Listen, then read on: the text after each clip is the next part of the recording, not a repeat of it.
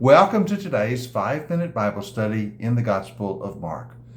We're in Mark chapter 3 today, looking at verses 16 through 19. Now, we've been looking at this passage for a few days. This is the point where Jesus chooses his 12 apostles. And we've seen these 12 are chosen to be with him, and that he might send them out to preach, and that they might bear the authority of his name. And then, of course, he names the 12 apostles, 12 whom we are quite familiar with. The first one named is Simon, also called Peter.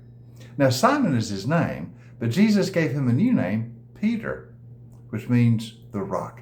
He is the leader of the group. And then are mentioned two brothers, James and John, sons of Zebedee.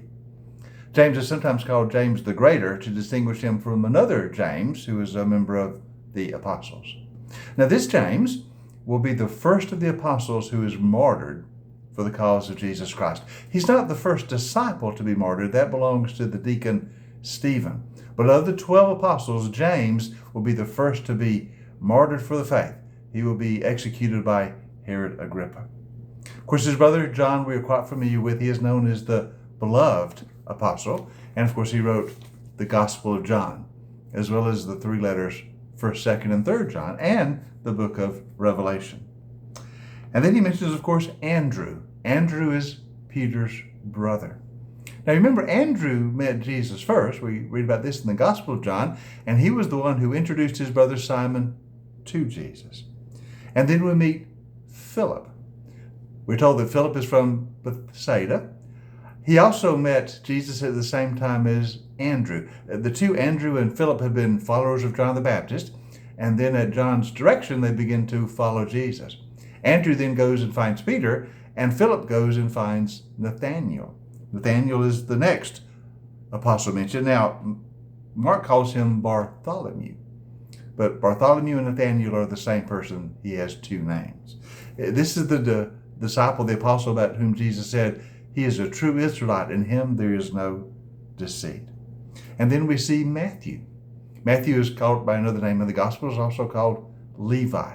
Matthew was the tax collector whom Jesus called to follow him. And of course, we best know Matthew as the author of the first gospel in the New Testament, the Gospel of Matthew.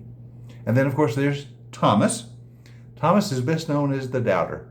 You remember, after the resurrection, he was not with the other apostles when Jesus first appeared to them. And when they told him the news, he struggled with believing. I have to see for myself, he said.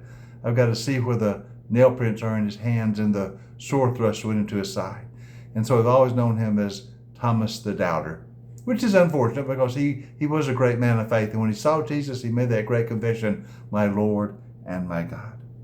And then we meet that other James, James the son of Alphaeus, sometimes called James the Less, to distinguish him from James, son of Zebedee, who is sometimes called James the Great. And then there's Thaddeus, who's also called Jude in another place in the Gospel. He also was a follower of Jesus, one of the apostles. And then there's Simon, who's called Simon the Zealot. Now, the Zealots were a political party in New Testament times who were attempting to overthrow the rule of Rome. They were revolutionaries, and they were very, very violent. And so Simon originally was a very violent man, but he felt the call of Jesus and gave up his violent ways to follow the Lord of love.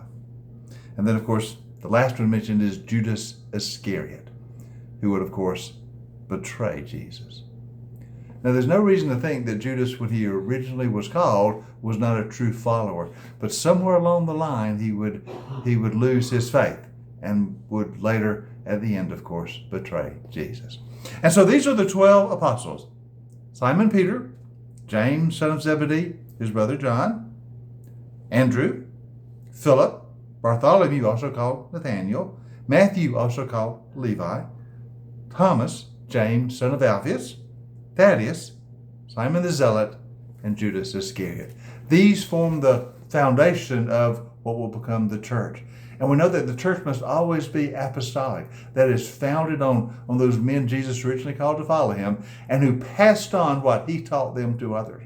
Actually, what is found in the New Testament is the written record of the apostles, the apostolic record. And And so Jesus has now called his 12 apostles. He is forming his new people, the church, the covenant community. And we see that in the calling of the apostles. Now, tomorrow we'll go into the next paragraph in chapter 3 as Jesus continues his ministry. So join us next time for our 5-minute Bible study in the Gospel of Mark.